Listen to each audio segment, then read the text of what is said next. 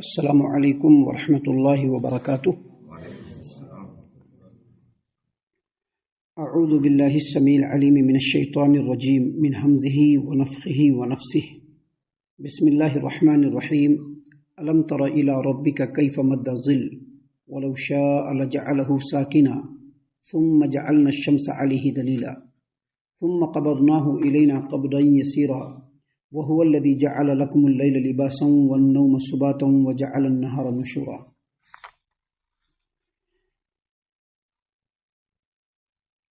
کیا آپ نے نہیں دیکھا کہ آپ کے پروردگار نے آپ کا پروردگار کس طرح سائے کو پھیلا دیتا ہے؟ اگر وہ چاہتا تو اسے وہیں پہ ٹھہرا ہوا رہنے دیتا۔ پھر ہم نے سورج کو اس کے اوپر دلیل بنایا۔ پھر جیسے جیسے سورج بلند ہوتا ہے ہم اس کے سائے کو آہستہ آہستہ اپنی طرف سمیٹتے ہیں، اور وہی تو ہے جس نے تمہارے لیے رات کو لباس، نیند کو باعث آرام اور دن کو جی اٹھنے کا وقت بنایا ہے۔ محترم سامعین کرام، سورۃ الفرقان سورہ نمبر 25 اور اسی سورت سے آیت نمبر 45، 46، 47 یعنی 45، 46، 47 یہ چند آیات ابھی آپ کے سامنے تلاوت کی گئی۔ بفضل اللہ، بعون اللہ، بتوفیق اللہ، آیتوں کا ترجمہ بھی آپ تمام کی خدمت میں پیش کیا گیا۔ سامعین کرام، اب یہاں سے ان آیتوں میں اللہ تبارک و تعالیٰ نے توحید کے دلائل، اللہ تبارک و تعالیٰ کے وجود کے پاک کے اوپر جو دلائل ہیں اور اللہ تبارک و تعالیٰ کی جو قدرت کاملہ ہے ان کے اوپر دلیلوں کی روشنی میں اللہ نے گفتگو شروع کیا ہے۔ اللہ تبارک و تعالیٰ نے تمام انسانوں کو مخاطب کیا ہے، لیکن یہاں پر خطاب نبی کریم صلی اللہ علیہ وسلم کو ہے۔ اللہ تبارک و تعالیٰ نے فرمایا الم تر الی ربک کیف مد الظل، اور کیا آپ نے نہیں دیکھا کہ آپ کا رب کیف مد الظل، سائے کو کیسے پھیلا دیتا ہے۔ سائے کو کیسے پھیلا دیتا ہے، اس کا مطلب کیا ہے؟ اس کا مطلب یہ ہے کہ جب صبح صادق ہوتا ہے، طلوع صادق، صبح صادق کے طلوع سے لے کر کے سورج کے طلوع ہونے تک جب کہ روشنی ہوتی ہے تو آپ دیکھیں گے پوری جہاں تک ہماری نظر جاتی ہے سایہ ہوتا ہے، جہاں تک ہماری نظر جاتی ہے سایہ ہوتا ہے۔ کب تک؟ طلوع آفتاب تک۔ اور جیسے ہی سورج طلوع ہوتا ہے، سورج کی کرنیں دھیرے دھیرے زمین پر پڑنا شروع ہوتی ہے تو وہ سایہ سمٹتا سکڑتا چلا جاتا ہے۔ سامعین کرام، یہ اللہ تبارک و تعالیٰ کی بہت بڑی قدرت ہے۔ اللہ تبارک و تعالیٰ نے آگے بیان فرمایا ہے کہ وَلَوْ شَاءَ لَجَعَلَهُ سَاكِنًا، اللہ تبارک و تعالیٰ چاہتا تو ہمیشہ سایہ ہی رہتا، دھوپ ہوتا ہی نہیں۔ ابھی جب سورج نکلا نہیں ہوتا ہے، صبح میں آپ دیکھیں گے کہ جب سورج نکلا نہیں ہوتا ہے تو پوری زمین سائے میں ڈوبی ہوتی ہے، کہیں پر کوئی سورج کی روشنی نہیں دکھے گی، صرف سایہ ہی ہوگا، اور کولڈ بھی ہوتا ہے، سایہ بھی ہوتا ہے اور کولڈ بھی ہوتا ہے۔ ہم لوگوں کو اتنا احساس نہیں ہوتا ہے، لیکن اگر آپ نارتھ انڈیا کے علاقوں میں جائیں گے جہاں پر سورج پوری شدت سے نکلتی ہے، سورج پورا شدت سے نکلتا ہے، آپ دیکھیں گے کہ اس وقت کا جو وقت ہوتا ہے بڑا ہی سہانا ہوتا ہے۔ کیونکہ سورج کی کوئی روشنی، شعاعیں اور کرنیں نہیں ہوتی ہیں، اور پوری زمین اس وقت سائے میں ڈوبی ہوتی ہے۔ اور جیسے ہی سورج کی کرنیں اوپر چڑھتی ہیں، طلوع ہوتا ہے سورج، دھیرے دھیرے سایہ بڑھنے لگتا ہے۔ اللہ نے فرمایا کہ وَلَوْ شَاءَ لَجَعَلَهُ سَاكِنًا، اگر اللہ تبارک و تعالیٰ چاہتا تو سائے کو ٹھہرا ہوا رہنے دیتا۔ سورج طلوع ہوتا بھی تو سایہ نہیں جاتا، لیکن سورج جب طلوع ہوتا ہے تو دھیرے دھیرے کیا ہوتا ہے؟ سایہ گھٹنے لگتا ہے، سورج کی روشنی پوری زمین پہ پھیلنا شروع ہو جاتی ہے۔ اللہ تبارک و تعالیٰ نے فرمایا ثُمَّ جَعَلْنَا الشَّمْسَ عَلَيْهِ دَلِيلًا، پھر ہم نے سورج کو اس کے اوپر دلیل بنایا، یعنی سورج آیا تو ہم لوگوں کو سایہ کے بارے میں معلومات ہوئی، وگرنہ اگر سورج نہ ہوتا تو سایہ کے بارے میں معلومات نہ ہوتی۔ اللہ نے دن بنایا تبھی تو ہم رات کو جانتے ہیں، اگر دن اللہ تبارک و تعالیٰ نہیں بناتا تو ہم لوگ رات کو نہیں جانتے تھے۔ پہلے اللہ تبارک و تعالیٰ نے پوری دنیا میں تاریکی رکھی، اور بعد میں اللہ تبارک و تعالیٰ نے دن بنایا تاکہ انسان کو روشنی بھی سمجھ میں آئے اور تاریکی بھی سمجھ میں آئے۔ اسی طرح سے پہلے صرف سایہ تھا، اللہ تبارک و تعالیٰ نے سورج کو بنایا۔ سایہ کب لوگوں کو سمجھ میں آیا؟ جب سورج کی روشنی آئی۔ سامعین کرام، اللہ تبارک و تعالیٰ نے آگے بیان فرمایا ہے ثم قبضناہ الینا قبضا یسیرا، پھر جیسے جیسے سورج بلند ہوتا ہے ہم اس کے سائے کو آہستہ آہستہ اپنے طرف سمیٹتے چلے جاتے ہیں۔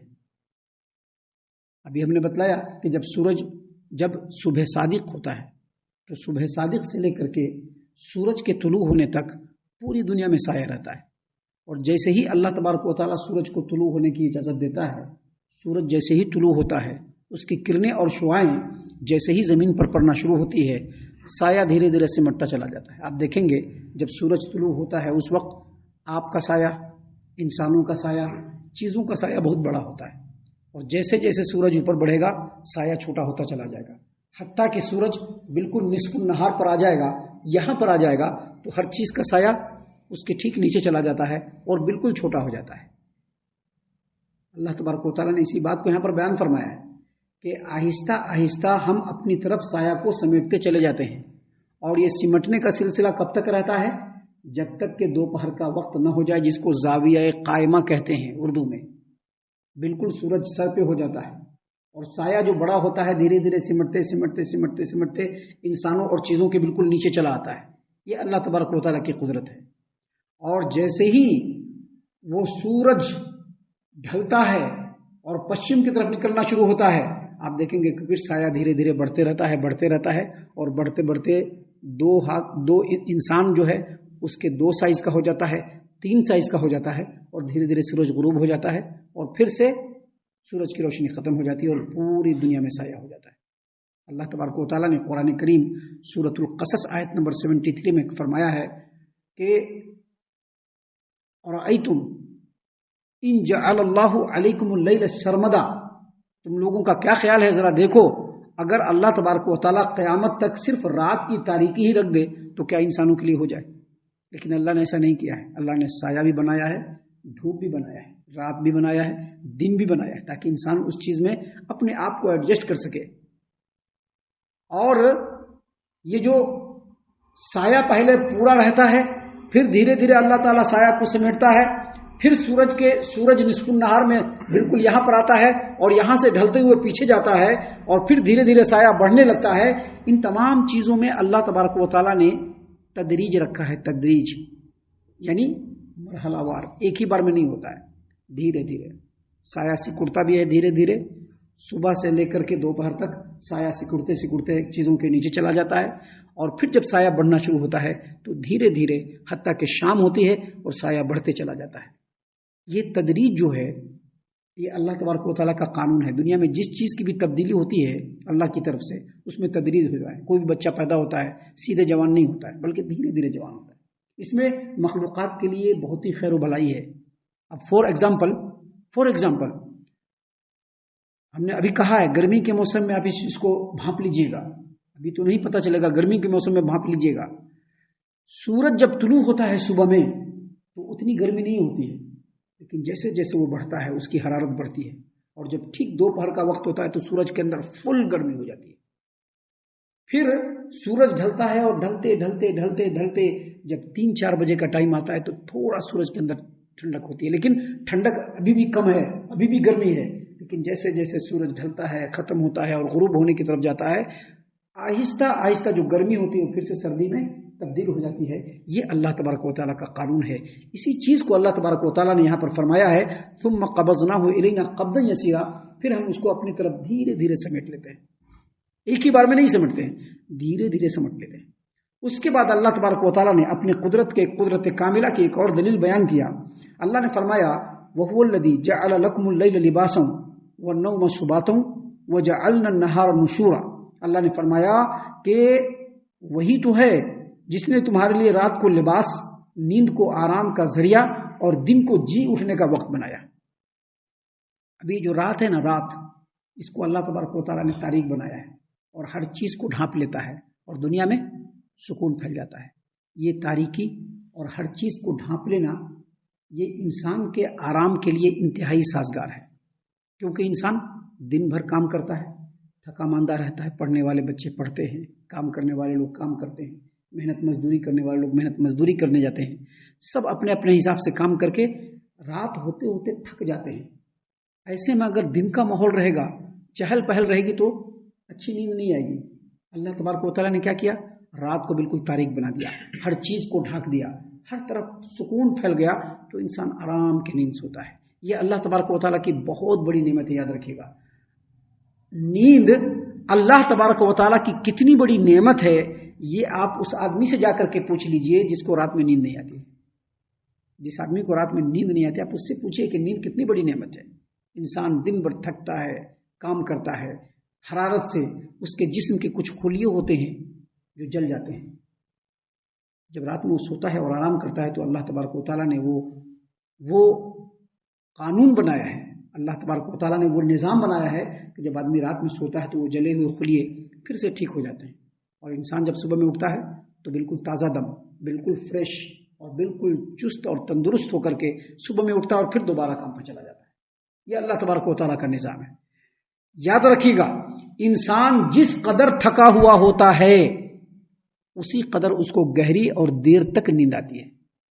کم تھکا ہوا ہوگا اپنے ٹائم پر اٹھ جائے گا، لیکن زیادہ تھکا ہوا ہوگا تو کبھی کبھی نیند کا غلبہ ہو جاتا ہے. اٹھنا چاہیے 3 بجے، 4 بجے، 5 بجے تو اٹھتا ہے 6-7 بجے. کیوں؟ کیونکہ بہت زیادہ تھکا ہوا ہوتا ہے. اور یہ اللہ تبارک و تعالیٰ کی نعمت ہے کہ کبھی کبھی گہری نیند کی وجہ سے انسان خراٹے بھی لیتا ہے. جو خراٹا لیتا ہے نا، یہ اصل میں گہری نیند کی وجہ سے ہوتا ہے. یہ اللہ کی بہت بڑی نعمت ہے. اور جب انسان گہری نیند میں سوتا ہے تو اللہ تبارک و تعالیٰ کی طرف سے اس کو خواب بھی پڑتے ہیں. اب اگر ان خواب کی حقیقت اور اس کی گہرائی میں جائے تو انسان کو پتہ چلے گا کہ اللہ تبارک و تعالیٰ کتنا قادر مطلق ہے، اللہ کی قدرت کس قدر وسیع ہے کہ ہم سوچ بھی نہیں سکتے. یہاں پر پوری باتیں نہیں بیان کی جا سکتی، لیکن یہ جو آیت کریمہ ہے اس میں اللہ تبارک و تعالیٰ نے فرمایا وَهُوَ الَّذِي جَعَلَ لَكُمُ اللَّيْلَ لِبَاسًا، وہی تو ہے جس نے تمہارے لیے رات کو لباس بنایا، وَالنَّوْمَ سُبَاتًا، اور نیند کو آرام کا ذریعہ بنایا، وَجَعَلَ النَّهَارَ نُشُورًا، اور دن کو جی اٹھنے کا وقت بنایا. اس سے جو سب سے پہلی بات اور سرسری طور پر ہمارے ذہن میں جو بات آتی ہے وہ یہ کہ رات آرام کرنے کے لیے ہے اور دن کام کرنے کے لیے ہے.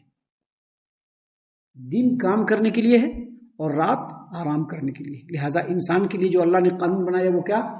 دن میں وہ کام کرے اور رات میں آرام کرے. اس سے اس کی صحت ہمیشہ بیلنس میں رہے گی. جو لوگ بھی برابر راتوں کو کام کرتے ہیں یا راتوں کو دیر تک جگتے ہیں اور صبح میں دیر تک سوتے ہیں، ان کی صحت کبھی بھی اچھی نہیں رہ سکتی. ان کی صحت ڈیمیج ہوتی چلی جائے گی. اللہ تبارک و تعالیٰ نے اسی بات کو یہاں پر بیان فرمایا ہے. ہم اللہ سے دعا کرتے ہیں کہ اللہ تعالیٰ ہم تمام کو ان تمام باتوں پر غور و فکر کرنے کی توفیق عطا فرمائے.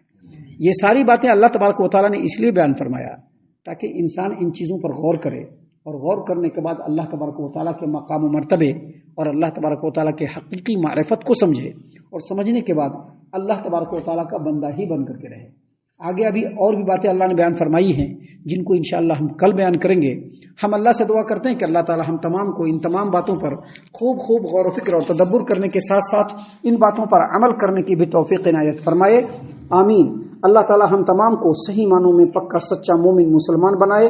اللہ اور اس کے رسول صلی اللہ علیہ وسلم کی اطاعت و فرما برداری کرنے والا بنائے. صحابہ کرام رضی اللہ عنہم کے طریقے پر چلنے والا بنائے. جنت الفردوس میں جگہ عطا فرمائے. اے اللہ ہم تمام کو جہنم سے پناہ دے. اے رب العالمین ہم تمام کو جہنم سے پناہ دے. اے مالک الملک ہم تمام کو جہنم سے پناہ دے. آمین یا رب العالمین. وما علینا الا البلاغ المبین.